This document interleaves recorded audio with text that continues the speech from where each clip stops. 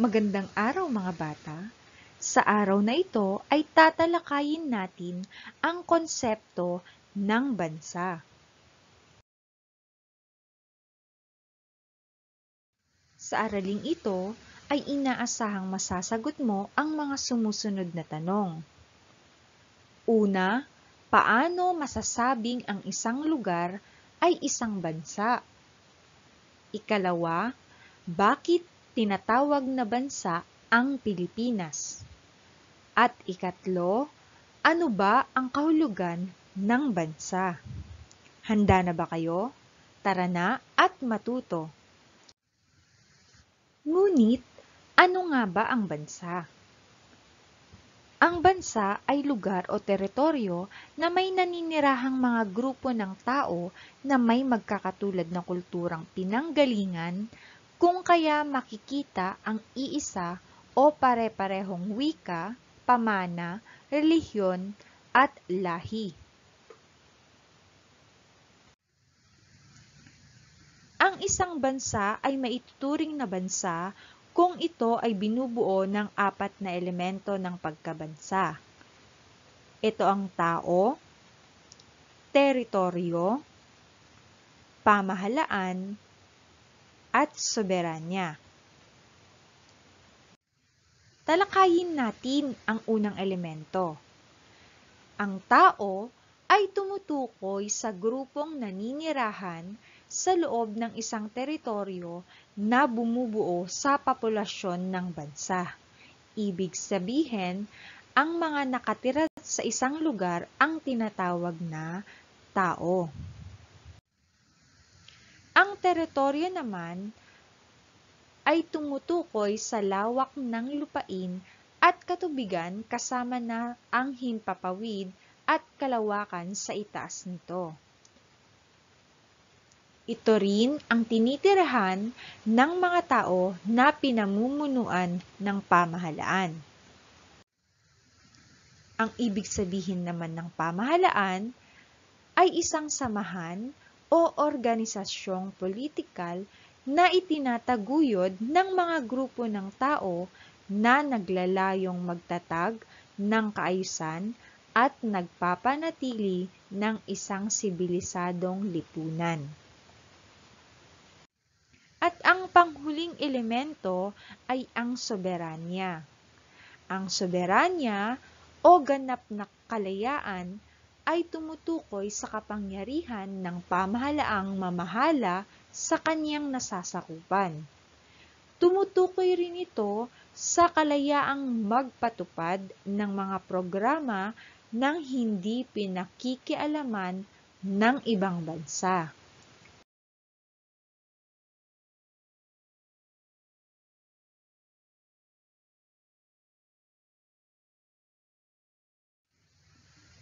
Samantala, may dalawang anyo ng soberanya. Ang unang anyo ay ang panloob na soberanya. Ito ang pangangalaga sa ating sariling kalayaan. Ang panlabas na soberanya naman ay ang pagkilala ng ibang bansa sa kalayaang ito.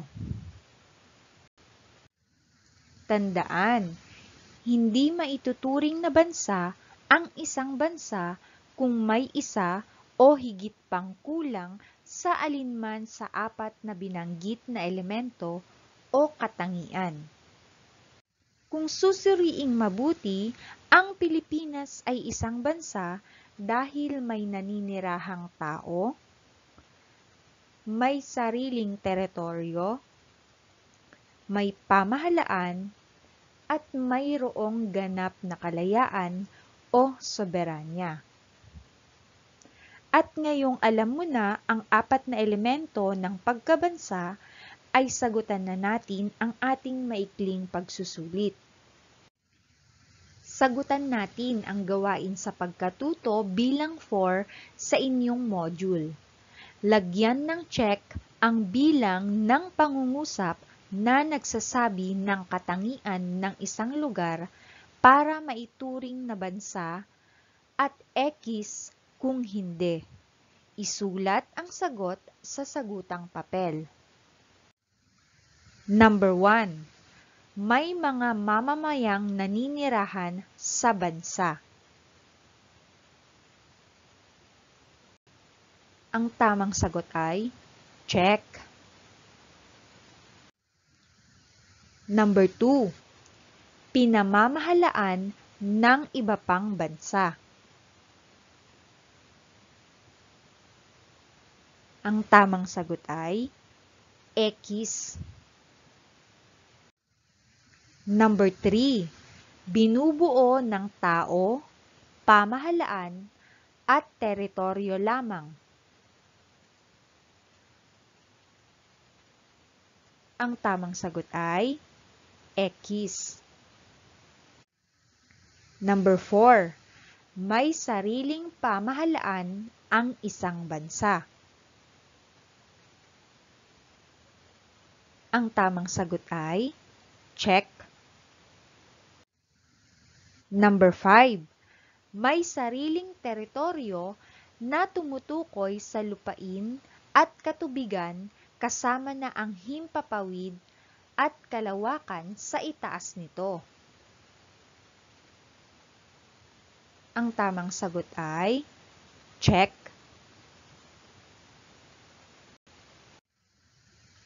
Magtungo naman tayo sa gawain sa pagkatuto bilang 5 ng inyong module. Pagtambalin ang hanay A at hanay B. Isulat ang titik sa unahan ng bawat bilang. Gawin ito sa inyong sagutang papel. Sa hanay A ay makikita natin ang mga katanungan. Sa hanay B o nasa loob ng kahon naman natin makikita ang mga sagot. Magtungo na tayo sa unang bilang. Number 1. Kapangyarihan ng isang bansa. Ito ay letter B, soberanya. Number 2. Saklaw na lupain sa ilalim ng isang namumuno, estado, lungsod, at iba pa.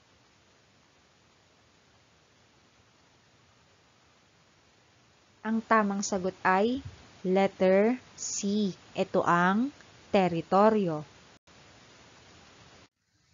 Number 3. Sila ang mga grupo na naninirahan sa isang bansa.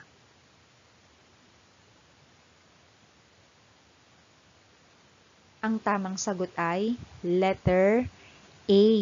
Ito ang mga tao. Number 4. Nagpapatupad ng ganap na kapangyarihan ng mga mamamayan.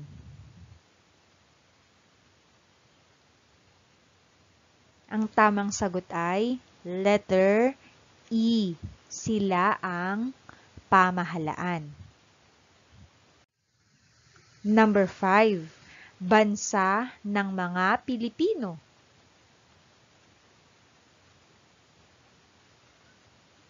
Ang tamang sagot ay letter D. Ito ang Pilipinas.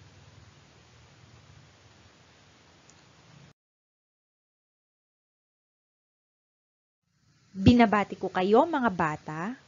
Sadyang mayroong kayong natutunan sa ating aralin ngayon. Maraming salamat sa inyong pakikinig at hanggang sa muli nating talakayan.